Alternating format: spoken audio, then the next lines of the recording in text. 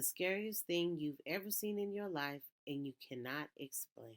When I was only a child, both my parents went to work early, so they would drop me off at my grandmother's house to eat breakfast and go to school from there. My grandmother died my junior year in high school, and I started coming straight home from school. During this time, my mother started complaining that when she get home from work, the receiver of the phone, an 80s style cord push button phone, next to her bed was left off the base. I wasn't using the phone, but she would insist I must have because the phone was hung up properly when she left for work. One day I got home a little early. Now I need to pause and tell you about the layout of our apartment. From the front door, I looked directly into the living room, dining room, and the door to the kitchen, and the short halfway that led to my parents' bedroom and my bedroom. There was no other door. The windows were old fashioned, narrow, casement windows with screens. And we were on the third floor. Anyways, as soon as I walked in the door, I clearly heard two footsteps in my parents' bedroom. I dropped my school bag and foolishly ran to the bedroom. It wasn't far, and it took only a few seconds. I got to the bedroom and no one was there. However, I immediately noticed that the receiver of the phone on my mother's bedside table was on the floor. It was placed so that the cord of the base was stretched out as far as it could go. I later tried to replicate the placement of the shaken table, tipping the phone over, etc. I could never get the receiver off the base. When I finally resorted to knocking it off with a finger, it would fall on the table or next to it. The only way I could replicate the placement of the receiver where I found it was carefully stretch the cord, place it, and hold it for a few moments. It could not have gotten to that spot by accident. When I found the phone, I hung it up and it immediately rang. I answered and it was my dad. He asked what's wrong. Asked him why he asked. He said he called, apparently just before I got home, and someone, he thought it was me, answered the phone but never said anything. He finally hung up and had been trying to call back and only got through after I hung up the phone. I never figured out what happened. I definitely heard footsteps, and I'm just as certain there was no one there. No one went by me. The windows in the bedroom were not disturbed, and my parents had too much stuff under the bed and in the closet for anyone bigger than an infant to hide in either spot. Also, after this, my mother never found the phone disturbed again. Wow. I've seen some pretty wild stuff in my life, and most of it is explainable. But the one event that comes to mind was witnessed by my dad, brother, and myself in a two-part encounter, but I still consider it one event. This is a bit long and I apologize, but I feel it might be worth the read. It was around 1998, and my family had just moved into an old clapboard house on the edge of town. It had a huge backyard with 6 foot wooden privacy fence on the one side and a metal chain link fence about 4.5 feet high around the other three sides of the yard. Neighbors on one side, the privacy fence side, a small grassy alley that ran behind the back of the street light, and then another yard, etc. Our bedroom was an old converted sunroom on the back that faced the backyard. It had two floors, ceiling windows all along the back wall looking into the backyard. We didn't have many options as to where to place our beds. So my headboard was against the window, and my brother's bed was about 8 feet away, with his headboard against the opposite wall, with the foot of his bed facing the window. One night we were up pretty late, and I was in the bed, and he was just talking about some random things when suddenly he got quiet. I figured he fell asleep, but then I heard him whispering in a shaky breath, So I'm like, what? And I hear him whisper again. So I'm like, speak up. I can't hear you. And he goes, don't move. Be quiet. In a forced whisper. But I'm thinking he's messing with me. So I'm like, bitch, why? And I'm looking at him. And mind you, my head is to the windows and he's pointing into the backyard behind my bed. So quickly sit up and turn around and see this huge dog head staring almost nose to glass through the window right behind my bed. I'm almost nose to nose with this thing. Just a single pane of glass and about 10 inches of empty air separated me from this thing. Now, when I say I screamed, I mean I screamed. Not my proudest moment, but hey, I was like 10 years old. Well, anyways, the thing quickly ducked under the window and ran to the side of the yard and jumped 4.5 feet chain link fence and bolted off into the darkness. My dad came running into the room with our mom right on his heels. We were able to get out that something was looking through our window. So dad ran back into his room, grabbed his shotgun, and headed out the side door of the house into the backyard. Unfortunately, or fortunately, I don't know, he didn't find anything. Wrote it off as I had a nightmare and my brother wouldn't admit to seeing anything. So I took the blame and was told to quit messing around and go to bed. Typical parent responses, etc. Well, later that night, maybe an hour or so, after I begged my parents to just let me sleep in the living room because leaving the house wasn't an option and still being refused, I was made to sleep in my room. So again, my brother and I were in the room with these floor ceiling windows. We are just completely rattled. We are both huddled in his bed, staring out of the windows when we see this thing walking along the chain link fence on all fours. And the fence only comes up, sits mid shoulder. So this thing is huge. It sniffs the ground, does the few circles, and then hops the fence into the backyard like it's nothing. It walks over the window and again gets nose to the glass like it's trying to see in. We are panicking the whole time. Well, my brother's like, fuck this, and soon steps off the bed and hears the loud bang, and there was a flash of light. The thing in the window gets knocked sideways, and without even missing a beat, it turns and runs across the full length backyard, jumps the back chain link fence.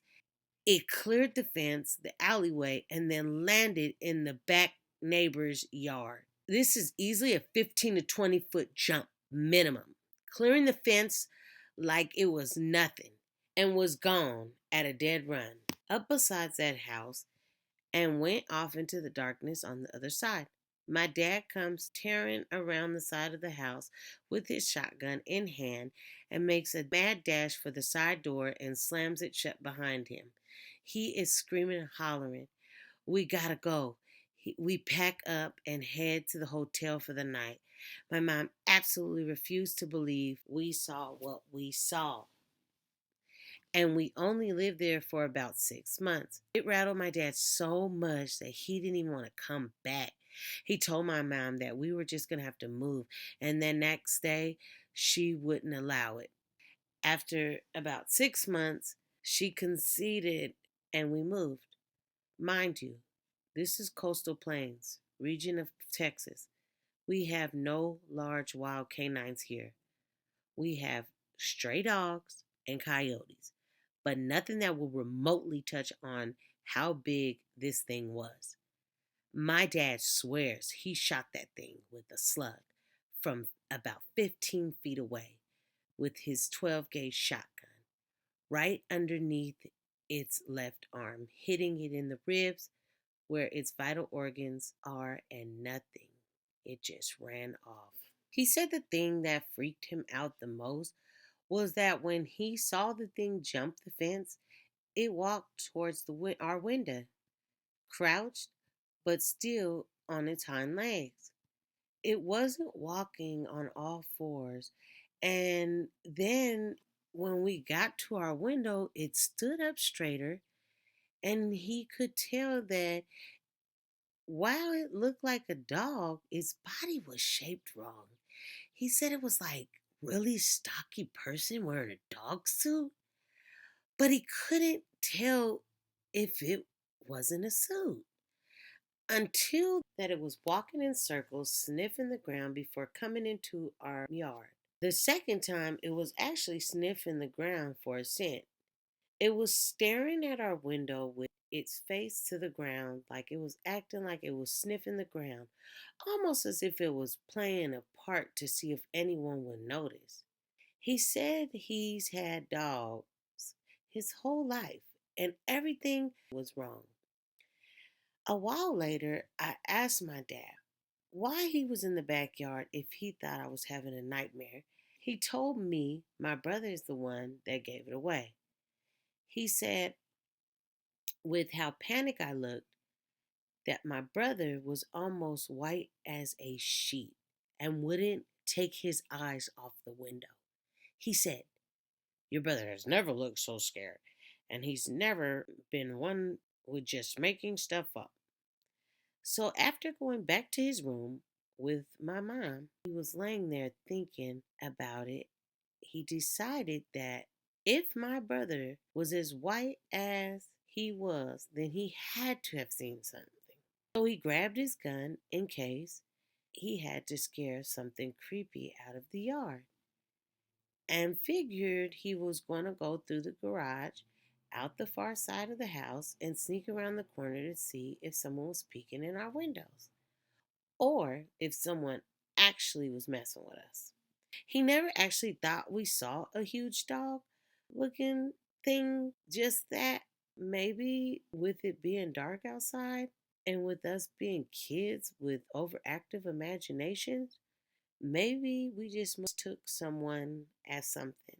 But when we saw that thing come up the side of the fence and the street light in the back alley lining up the backyard, he saw it and it freaked him out.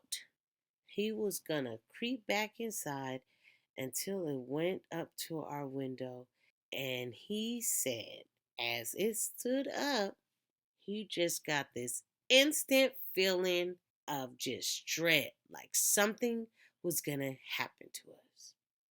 Whoa.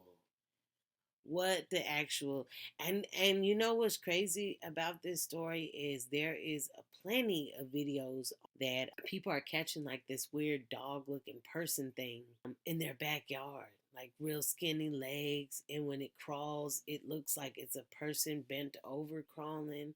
Really scary stuff and creepy. I could see why the father was like, hell no, we must go. I went to college in Providence, Rhode Island. My dorm room was my roommate and I, with beds opposite sides of the room, and desk by the foot of the bed, then usual dorm step up.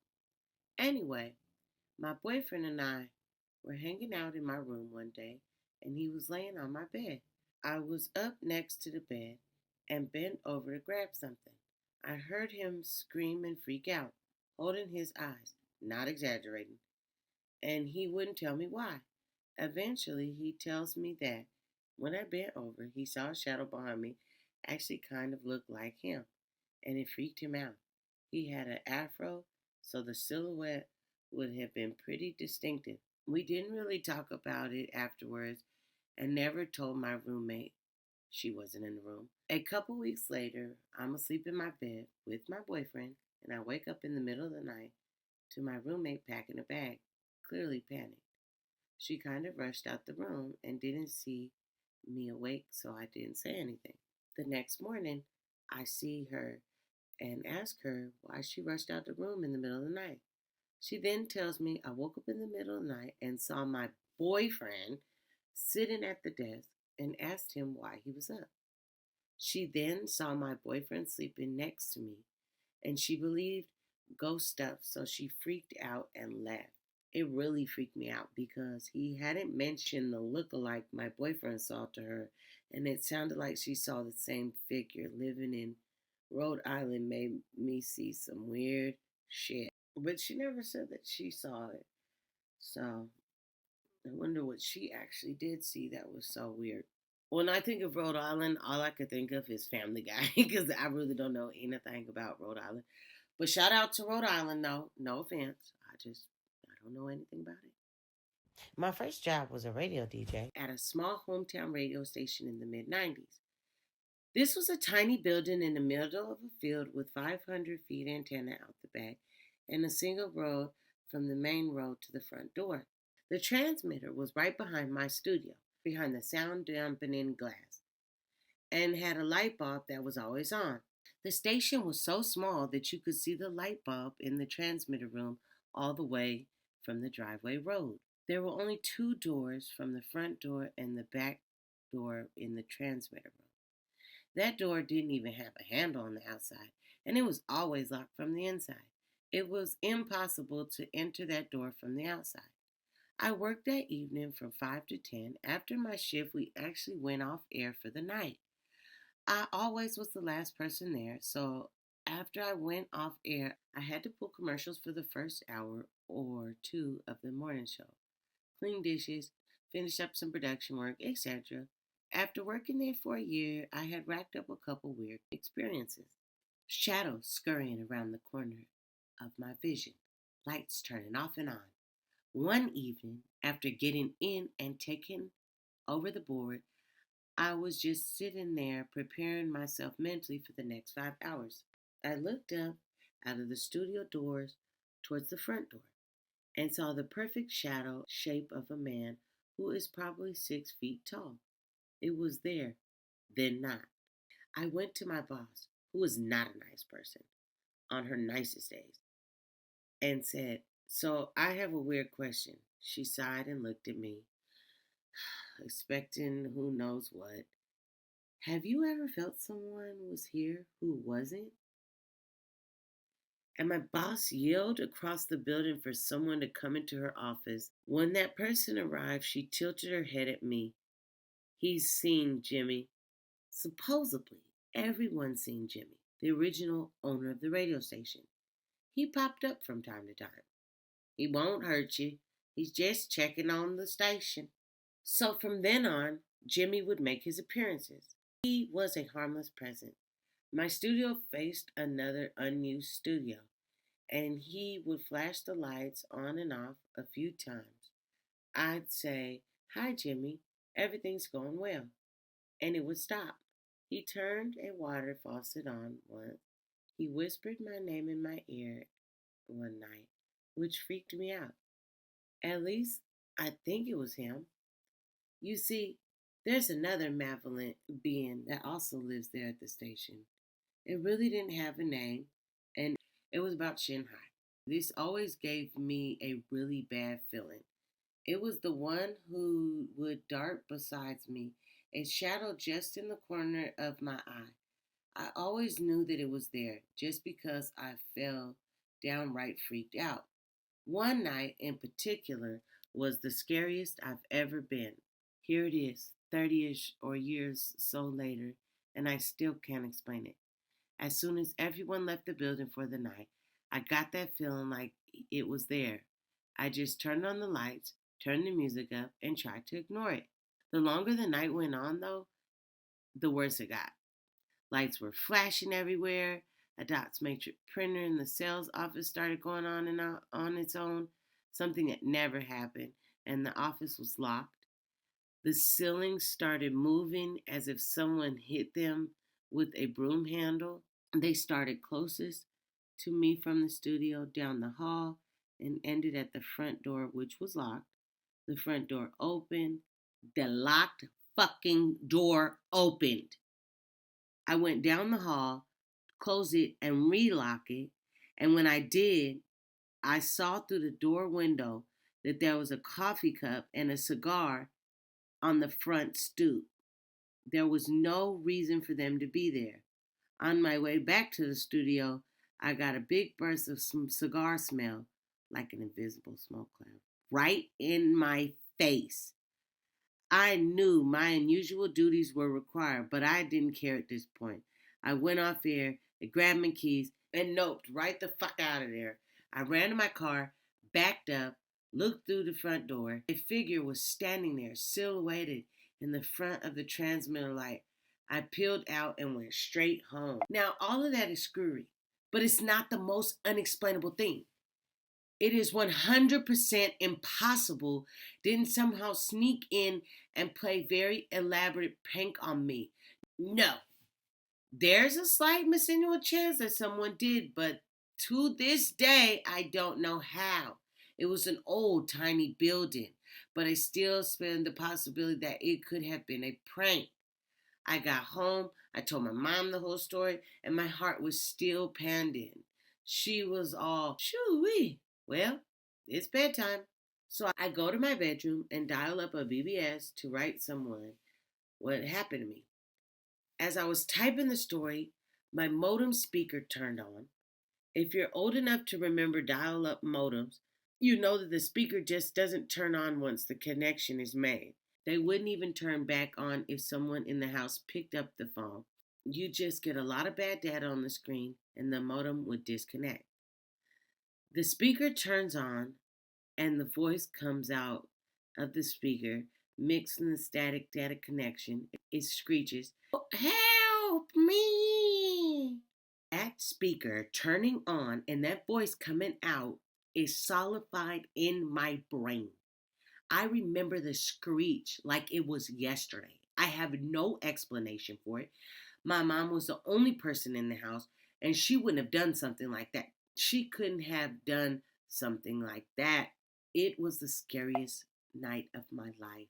I am skeptical as you can be about anything ghost or UFO related, but that night was beyond my ability to explain. As kind of a footnote to all of this, I go back to the station every now and then when I come home to visit. I still know some people who work there. Jimmy is still active and is well known by the staff. The little scary one, no one else reported seeing him. And that's how she ended the story, guys.